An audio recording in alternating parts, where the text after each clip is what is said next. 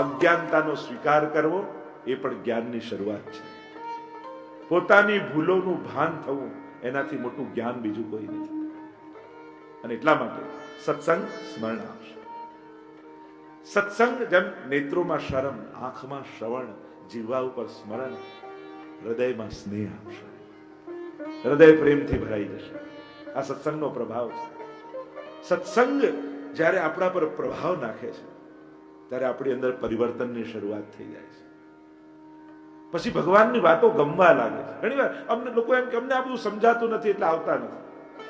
કેટલો wrong logic. આવશો તો સમજાશો. ઘણા મને સેવા આવડતી નથી ને એટલે કરતા નથી. કેટલો રોંગ લોજિક. કરશો તો આવડશે. આપણે તો લોજિક જ ખોટો આપ્યો. આ પાઠ આવડતો નથી એટલે કરતા નથી. લો, 2 વાર વધારે કરો તો જલ્દી આવડી જાય. મૂકી દેશો તો ક્યારે નથી આવડવાનું. લોકોના લોજિક જ રોંગ. માળામાં મન ન લાગે તો માળા કરીને શું કરવાનું? અરે મન નથી લાગતું એટલે તો માળા છે. લાગી જાય ભગવાનમાં મન તો ધી એન્ડ. આનું તો મન ભગવાનમાં લાગી ગયું. નથી લાગતું એટલે જ માળા કરવાની છે. નથી લાગતું એટલે જ પાઠ કરવાના છે. રોંગ લોજિક ના મૂકી દેવા પડે એવું લોજિક ના, એને પકડી રાખીએ એવા લોજિકો પેદા કરો કે આ મારા હાથમાંથી છૂટે નહીં, મારા નિયમો મારા હાથમાંથી જાય નહીં, એવા લોજિક. આપણે ઓલવેઝ એવા લોજિક આપીએ છીએ કે સારું આવેલું છૂટી જાય. લૌકિકમાં પણ આ દિલનો આમ છે ને આમ છે ને આપણે તો એવા દિલના ચોખ્ખા સીધું મોઢે વાત કરીએ પાછળ કે તો આ મોઢે વાત કરવી કે બહુ સારું લક્ષણ નથી. આપણને કોઈ મોઢે કે ગમે છે? આપણે વિવેક શૂન્ય છીએ કે આટલી વાત પણ મનમાં ન રાખી શકીએ. જે વાત મનમાં આવી સીધું કહી દેવું અવિવેક છે. અને આપણે એને સત્યવાદિતામાં ખપાઈએ. આપણે દંભ ન કર્યો, આપણે તો સીધું મોઢા પર. અને દંભ ન કહેવાય અને વિવેક કહેવાય. દંભ અને વિવેકની બહુ પાતળી રેખા છે. કામ એક સરખા લાગે. વિવેકી વ્યક્તિ પણ તુરંત ન કે, મોઢા પર ન કે, સીધું ન કે. મહેમાન ઘરમાં આવ્યા હોય ને તો આજકાલ આપણને ન ગમતા હોય મહેમાન આવે એટલે આપણે તોય હસી હસીને વાત કરીએ ને. એટલે યંગસ્ટરોને એમ થાય કે નથી ગમતા તો કહી દો ને મોઢા પર. ઓ દંભ શા માટે કરો છો? આ દંભ નથી, આ વિવેક છે. આપણા સંસ્કારે આપણને શીખવાડ્યું છે ન ગમતો હોય છતાંય મહેમાન એ ભગવાનનું રૂપ છે, એનું અપમાન કરીને ન મોકલાય. આ વિવેક કહેવાય. અને એને સીધું મોઢા પર અપમાનિત કરીને મોકલી દેવું આ અવિવેક પણ કહેવાય. અને એટલા માટે સ્પષ્ટવાદિતા વાળા વ્યક્તિઓએ વિવેક અને અવિવેકનો વિચાર જરૂર કરવો જોઈએ. ભલે તમે ચોખ્ખા છો પણ બીજાના બંધ એટલે સાચું ખોટું બહુ કરવા કરતા સારું અને ખરાબનો પહેલા વિચાર કરી લેવો. આ સાચું છે પણ અત્યારે કહીશ તો સારું થશે. આ ખોટું છે પણ હમણાં કહીશ તો સારું થશે, ખરાબ થશે. સારું ખરાબનો વિચાર કરી પછી સાચું ખોટાનો વિચાર કરો. નહીં તો સત્યનો આગ્રહ કારણ બધું ખરાબ ન કરી નાખે એનો પણ વિવેક રાખવો. તો હૃદયમાં સ્નેહ આવશે. શ્રીનાથજી બાબા માટે પરમ સ્નેહનો ઉદય થશે. હાથમાં શ્રમ આવશે. એમ થાય શું કરું, આ હસ્ત મળ્યા છે એને સિદ્ધ કરવા માટે. એની સફળતા શું? જેમ કંઈક જુઓ છો ઘણું બધું, પણ આપણને આખંડની સફળતા ક્યારે લાગે? નાથ દ્વારા ગયા હોઈએ, બહાર ઉભા હોય, બહુ ભીડ હોય, દરવાજા બંધ હોય, લાઈનો હોય, હૃદયમાં દર્શનની તાલાવેલી હોય. નાથ દ્વારા દર્શન કરવા જાઓ, દ્વાર બંધ હોય, લાઈનમાં ઉભા હો, ત્યારે આ પદ યાદ આવે છે. કેમ? જોને કેટલી ભીડ છે, જોને કેટલું ટોળું છે, હમણાં ધક્કા વાગશે, હમણાં આ વાગશે, કે આવું બધું યાદ આવે. ચિંતન કરે. હા, એને જોવા માટે ભીડ હોય. ભીડ ત્યાં નહીં હોય તો ક્યાં હશે? અરે એક નાનકડો એક્ટર આવી જાય તો હજારોની ભીડ થઈ જાય, પણ ત્યાં ધક્કાને યાદ નથી રાખતા, ત્યાં એને જોઈ આયા એ યાદ રાખે. તો નાથદ્વારામાં ભીડને શા માટે યાદ રાખે? અને ત્યાં નહીં હોય તો બીજે ક્યાં હશે? ત્યાં તો હોવી જ જોઈએ. પણ ત્યાંની સેવા પ્રણાલી કા છે, અંદર શું ચાલે છે એ બહાર ઉભેલા વૈષ્ણવને ખબર હોવી જોઈએ. આપણી તકલીફ શું થાય છે હવે કે અંદર શું થઈ રહ્યું છે એ બહાર દર્શન કરવા આવેલાને ખબર નથી હોતું. અને એટલા માટે આપણે ગમે તેવું બોલવા લાગીએ. પુસ્તકમાં જે રીત લખી છે સેવાની, એકવાર તમે જાતે કરીને બતાવો અને ટાઈમે દર્શન ખોલીને બતાવો તો માની જાઓ. ત્યાં તો બધી પ્રણાલિકા ચાલે છે. હા, અનેક સેવકો છે, સમયનો આગ્રહ હોવો જ જોઈએ, પણ આપણે આવ્યા એટલે ઠાકોરજી બધું એડજસ્ટ કરી અને આપણા માટે દર્શન ખોલી જ દેવાય. તો ઠાકોરજીને એમ થાય કે ભાઈ તું રોજ રોજ ના આવતો, મારે ઘણું એડજસ્ટ કરવું પડે. હું ભૂખ્યો ઉઠી જઉં છું, કારણ કે હજી મારા ભોગ આયા હોય ને તમે બાર ઉભા ક્યારે ખુલશે. મને એમ થાય મારો ભક્ત આવ્યો છે અને ખુલાવાની રાહ જોઈ રહ્યો છે. ચલો જલ્દી સમેટી લો રાજભોગ, પછી આરોગી લઈશ, પહેલા એને દર્શન આપી દો.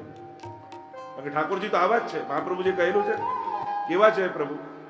ભક્તાભિલાષા ચરિતાનુસાર, ભક્તોની અભિલાષા અનુસાર ચરિત્ર કરવાવાળા. એટલે હવેલીના ચોકમાં ઊભા તમે જે વિચારો છો ઠાકોરજી એવું કરશે.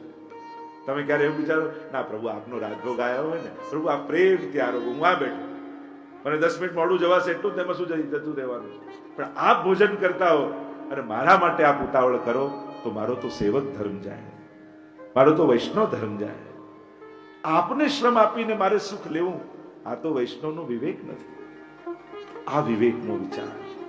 ભીતર શું ચાલે છે એ બહાર આવનારને ખબર હોય તો પછી ક્યારેય કોઈ હઠાગ્રહ ન થાય, પછી તો સુખનો જ વિચાર. હસ્તમાં શ્રમ તો જે ચર્ચા કરી રહ્યા છે, સત્સંગના અનેક ફળ શાસ્ત્રોએ કહ્યા, પણ સૌથી મોટું ફળ આખો માણસ બદલાઈ જાય. કેવો મોટો ચમત્કાર છે. લોકો નાના નાના ચમત્કારોમાં કરે, અહીંયા તો કંકુ નીકળ્યું, અહીંયા તો ભભૂત નીકળ્યું, અહીંયા તો આ નીકળ્યું. તારી અંદરથી ભક્ત નીકળ્યો એ સૌથી મોટો ચમત્કાર છે. કારણ કે સતત લૌકિકમાં રત વ્યક્તિ, વિષયોમાં રત વ્યક્તિ અને વિષયોને છોડી અને એ કૃષ્ણને પકડવા દોડે, આનાથી મોટો ચમત્કાર કરે. આગળ આવશે રસખાનજીની વાર્તા, શ્રીનાથજીના તો એક એક પ્રસંગોમાં કેવા કેવા સુંદર ચરિત્રો છે. કેવલ એક ચિત્ર જોયું શ્રીનાથજીનું અને એવા મગ્ન બની ગયા, મેળવવા છે તો આને મેળવવા છે. ઉત્તમ જેને ચાખ્યું હોય એને પછી બાકી બધું તુચ્છ જ લાગે. પેંડો ખાઈ લીધો હોય, ખાંડ નાખેલું દૂધ પણ ફીકું જ લાગવાનું. અમને પેંડો ખાધો, વધારે મીઠું ચાખ્યું છે. એમ જ જેને ભગવદ રસ ચાખ્યો છે. સૂટ બૂટ પહેરીને ઓફિસે જતા છોકરાને ખબર ન પડે, આ બાને આ 2x2 ખાનાની આગળ બેસી આ નાનકડા લાલન જોડે નવડાવે ખવડાવે, ટેરો લાવે, ભોગ ધરે, શું મજા આવતી છે એને ખબર ન પડે. પણ જ્યારે બા પહોંચી જાય ને સેવા દીકરાના હાથમાં આવે અને એ જ્યારે પહેલી વાર એ લાલનને પોતાની ગોદમાં લે અને ત્યારે એના રોમ રોમમાં રોમાંચ થાય અને ત્યારે સમજાય કે બાને કેવો આનંદ આવતો. આ નાનકડું 2x2 નું ખાનું નથી, એ તો બાનું વ્રજ છે. આ નાનકડો કોઈ લાલન ખીલોનો નથી, એ તો નંદ અને યશોદાનો લાલન કૃષ્ણ છે. અને હું કોઈ વ્યક્તિ નથી, હું તો વ્રજની ગોપી છું, એવો અનુભવ એને થાય. હું તો વ્રજભક્ત છું. એક નાનકડા લાલનને પધરાઈને કલાક સેવા કરવાથી તમને વ્રજભક્તોનું સુખ મળતું હોય તો આનાથી મોટો બીજો ચમત્કાર શું હોય શકે? આ કલિયુગમાં પણ સારસ્વત કલ્પનો અનુભવ તમને થતો હોય તો આનાથી મોટો બીજો ચમત્કાર શું હોય શકે? વિચાર તો કરો. શ્રીનાથજીનું ચરિત્ર તો ગાવું જ છે, પણ એ ચરિત્રને સમજવા તૈયાર તો થવું પડશે. એ વૈષ્ણવતાનો વિચાર જ્યાં સુધી મનમાં પ્રગટ નહીં થાય ત્યાં સુધી શ્રીજી સમજમાં નહીં આવે. કારણ કે આ શ્રી કૃષ્ણ કે શ્રીનાથજી એક જ વાત, અને એમની ચરિત્રની વિચિત્રતા જે છે, જે દિવસે તમને એમ લાગે કે હવે કૃષ્ણને સમજો, એ જ દિવસે એ કંઈક એવું કરશે તમને એવું લાગે કે આવો ભગવાન હોય, આવું કરે ભગવાન, તુરંત શંકા પેદા થઈ જાય. એને ચરિત્ર જ તમદ્ભુતમ, અદ્ભુત ચરિત્ર વાળા છે, વિરુદ્ધ ધર્માશ્રયી છે. આ બધા જ ચરિત્રોને આપણે જોઈશું. સારસ્વત કલ્પમાં શ્રી કૃષ્ણએ પ્રગટ થઈને વ્રજમાં જે જે લીલાઓ કરી એ લીલાઓ શ્રી મહાપ્રભુજીની કાનીથી શ્રીનાથજીએ ફરી આ કલિયુગમાં ગિરિરાજજીની ઉપર પ્રગટ થઈને કરી. એવું જ વ્રજવાસીઓને સુખ આપ્યું. અને એ સમય તો કેવલ વ્રજવાસીઓને સુખ મળે, આ સમયે તો અબજો ભઈ સો કબહુ ન ભઈ. આ કલિયુગમાં તો જે થયું એ કયા યુગમાં થયું? આ યુગમાં શ્રી મહાપ્રભુજીએ પ્રગટ થઈ વૈષ્ણવના ઘર ઘરને વ્રજ બનાવી દીધા. ઘરે ઘરે ઠાકોરજી પધારે. શ્રીનાથજી કેવલ નાથદ્વારામાં નથી બિરાજતા, જે નાથદ્વારામાં બિરાજે છે એ તમારા ઘરે પણ બિરાજે છે. ઉષ્ટાવીને તમે ઠાકોરજીને જે સેવા કરો છો એ તમારી એક એક સેવા નાથદ્વારામાં બિરાજતો શ્રીનાથજી સ્વીકારે છે. અને એનું પ્રમાણ 1.25 લાખનું ગુલાબ ખરીદ્યું, આપણે વાર્તામાં આવે છે, કે જ્યારે કહ્યું કે ગુલાબ ફૂલ ઠાકોરજી માટે લઈ આવો, એટલું સુંદર ગુલાબ અને ઉત્તમતા જોઈ જેને ઠાકોરજી યાદ આવે એ વૈષ્ણવ. આ તો પ્રભુને લાયક. વૈષ્ણવના મુખમાંથી શું શબ્દ નીકળે? આ તો ઠાકોરજીને લાયક. જ્યારે કોઈ પણ સારી વસ્તુને જુઓ ત્યારે ભોગવવાની ઈચ્છા કરતા ભોગ ધરવાની ઈચ્છા થવી જોઈએ. આ તો મારા ઠાકોરજીને લાયક, આ વૈષ્ણવી વૃત્તિ. અને થયું કે આ તો પ્રભુને, એટલામાં કોઈ બાદશાહ આવ્યો, મુગલ આવ્યો અને કહ્યું કે આ તો મારી પ્રેમિકા માટે લઈ અને બોલી ચાલી 100, 1000, 10,000, 1.25 લાખ સુધી લીધું અને કહ્યું કે ઠાકોરજીને જે લાયક છે, પ્રભુ માટે જે સર્જાયું છે એને બીજે ન જવા દેવું, આ તો પ્રભુ સુધી જ પહોંચવું જોઈએ. અને 1.25 લાખમાં ખરીદી ઠાકોરજીને પોતાના ઘરે ધર્યું મસ્તક પર, તો ત્યાં શ્રીનાથજીનું મસ્તક ઝૂકી ગયું એ ભારથી. આ ભાવનો ભાવ છે. એટલે કે તમારી એક એક સેવા શ્રીનાથજી સુધી પહોંચે. ઘણા લોકો કહે શ્રીનાથજીમાં દર્શન મળે પણ સેવા કેમ અમને ન મળે? સેવા નથી. અરે એ શ્રીનાથજી તમારા ઘરે તો પધરાવી દીધા. તમે સ્નાન કરાવો છો તો કોને કરાવો છો? શ્રીનાથજીને જ કરાવો છો. તમે ભોગ ધરો છો તો કોને ધરો છો? અજ્ઞાનતા એટલી છે કે મારા ઠાકોરજી સાધારણ છે અને ત્યાં કોઈ વિશેષ છે. સત્સંગ દ્વારા જયારે આ ખસી જશે ને પડદો, અને પોતાના પ્રભુ પણ એ જ શ્રીનાથજી લાગશે, તો આ શ્રીનાથજી ચરિત્ર તમારા ઘરે ઘરે થવા લાગશે. મારે કેવલ કોઈ પોથીની કથા નથી કરવી, મારે કોઈ ગ્રંથની કથા નથી કરવી, મારે તો આપણા જીવનની કથા કરવી કે આપણા જીવનમાં શ્રીનાથજીની લીલાઓ કેમ પ્રગટે, કેમ સર્જાય. એ અજબપુરીબાઈ હોય, રસખાન હોય, સુરદાસ હોય, કુંભનદાસ હોય, આપણે એના ભાવને કેમ અનુભવ કરી શકીએ? આપણે તો એનું ચિંતન કરવાનું. એ તો શ્રેષ્ઠ હતા જ, એમના પર તો વિશેષ કૃપા હતી જ, પણ મારે સુરદાસ જેવા ભાવનો અનુભવ કરવો છે, મારે કુંભનદાસજી જેવી કૃપાનો અહેસાસ કરવો છે. આ જ્યારે વિચાર થાય ત્યારે આપણા જીવનમાં શ્રીનાથજીનું ચરિત્રનો પ્રારંભ થતો હોય છે. જો શ્રીનાથજીના ચરિત્રમાં પ્રવેશ કરું તો કેવલ ચરિત્રનું અવગાહન નહીં કરીએ, આપણે નામ, રૂપ, લીલા અને ધામ, ભગવાનના ચારે તત્વો ભગવદ રૂપ કહેવાય છે. આમાંથી કોઈને પણ ન્યૂન્ય ન ગણાય. જેટલું મહાત્મ્ય શ્રીનાથજીના સ્વરૂપનું છે એટલી જ મહત્તા એના નામની છે, એટલી જ મહત્તા એની લીલાની છે, અને એટલી જ મહત્તા એના ધામની છે. ભગવદ ધામ પણ ભગવદ રૂપ કહેવાય છે. એટલે આ ચારેયને આપણે મહત્તા આપી અને ચર્ચા કરીશું. સત્સંગમાં બેસવું એટલે સમય વાપરવો ન કહેવાય, વાવ્યો કહેવાય. તમારી જાતના કલ્યાણ માટે તમે એક એક સેકન્ડ સત્સંગની વાવી રહ્યા છો, અને એ જ્યારે ફળ આપશે આનંદના, ભક્તિના, સેવાના, ત્યારે તમે જ અનુભવ કરશો કે 5 દિવસ વાવેલું આજે ઉગી નીકળ્યું. એ નિશ્ચિત વાત છે. સત્સંગ ક્યારે નિષ્ફળ જતો જ નથી. આપણે એનો બુદ્ધિનો વિષય માનીએ છીએ, આપણે યાદ રાખે તો જ સત્સંગ થયો કહેવાય. તો તેની યાદ શક્તિ કમજોર હોય, સત્સંગ ના કરી શકે. જે ભૂલી જતો હોય એના જીવનમાં સત્સંગ જ ના હોય. કયા ગ્રંથમાં એવું લખ્યું છે કે વાંચીને પાઠ કરે તો ઓછું ફળ મળે અને મોઢે કરે ને વધારે મળે? ક્યાં એવું છે? આ તો બુદ્ધિનો વિષય છે. યાદ રાખવું એ બહુ મહત્વની વાત નથી. આપણે લોકો યાદ રાખવાને બહુ મહત્વનું સત્સંગ માનીએ કે જેને બધું યાદ રહી જાય બહુ મોટો સત્સંગ. અરે એની બુદ્ધિ તીવ્ર છે. ઘણાની હોય, ઘણાની ના હોય. સારા ભક્ત બનવા માટે આ રિક્વાયરમેન્ટ પણ જરૂરી નથી કે બહુ બધું યાદ રહી જાય. ના, જ્યારે યાદ આવે ત્યારે રડી લેવું એ ભક્ત છે. યાદ આવતા જ નેત્રો ભરાઈ જાય, ભાવથી ગદગદિત થઈ જઈએ, રોમ રોમ પુલકિત થઈ જાય. આ વૈષ્ણવનું લક્ષણ છે.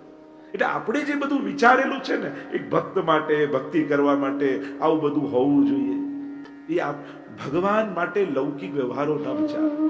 એના ગણિત કંઈક જુદા છે. ત્યાં 1 ને 1 2 નથી થતું, ત્યાં 1 ને 1 11 નથી થતું. ત્યાં તો ભક્તોના ગણિત ભગવાન જુદી રીતે ગણતા હોય. રાઈ જીતની સેવા કો ફલ માનત મેરુ સમાન. ત્યાંના ગણિત, ભગવાન બધા વિષયમાં હોશિયાર હશે, ભગવાનનું ગણિત બહુ કાચું છે. પ્રભુને ગણિત નથી આવડતું. આ તો આપણે ભગવાનને શીખવાડ્યું છે કે 1 માળા કરીએ તો આટલું આપવાનું, 2 માળા કરો તો આટલું ફળ, 5 પાઠ કરો તો આટલું આપવાનું, આટલા પારાયણ કરો તો આટલું ફળ. આ બધું તો આપણે ભગવાનને શીખવાડ્યું છે. પ્રભુનું ગણિત કેવું છે?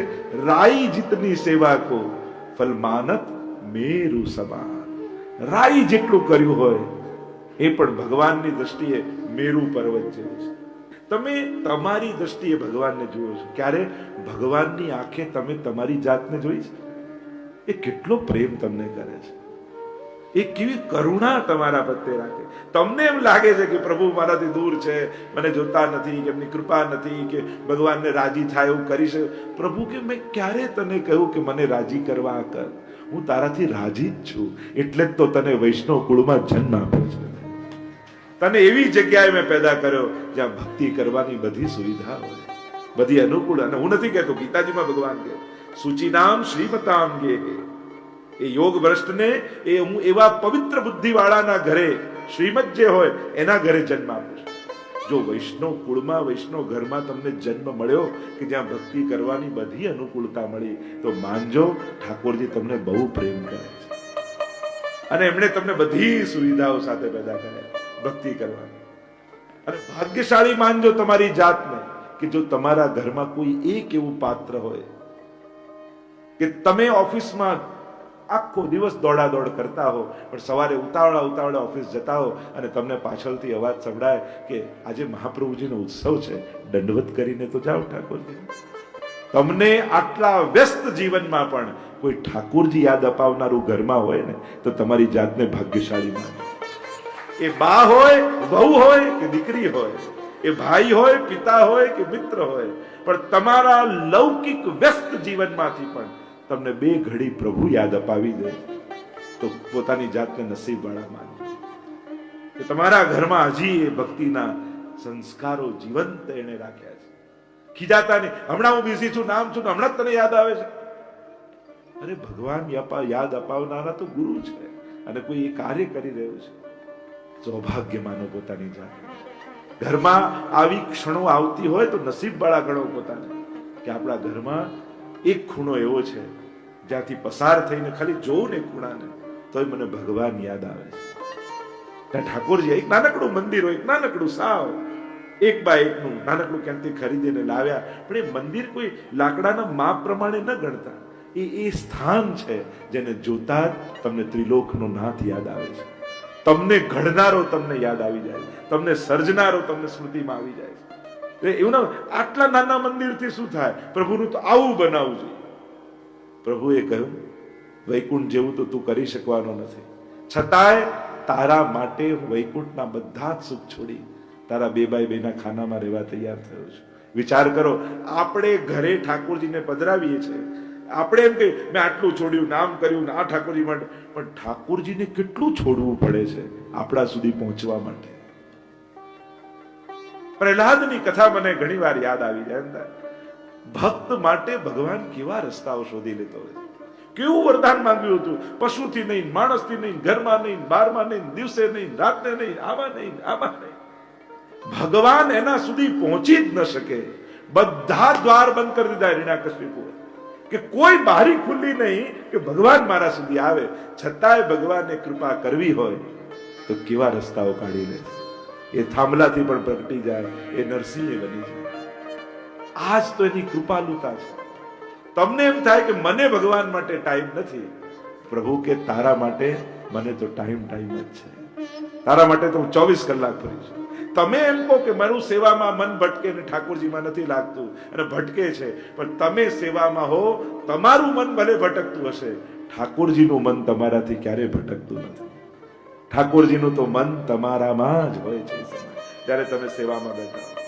એટલે હવે એ ન વિચારતા કે મારું મન ભટકે છે, હવે એ વિચારજો પ્રભુ મને જ જોઈ રહ્યા છે, એનું મન તો મારામાં જ છે, તમારું મન ક્યાંય નહીં જાય. આપણને એમ લાગે છે કે પ્રભુનું એટેન્શન આપણી તરફ નથી, એટલે આપણે જોઈએ ત્યારે ભગવાન, આપણે નથી જોતા ત્યારે એ નથી. એવું નથી.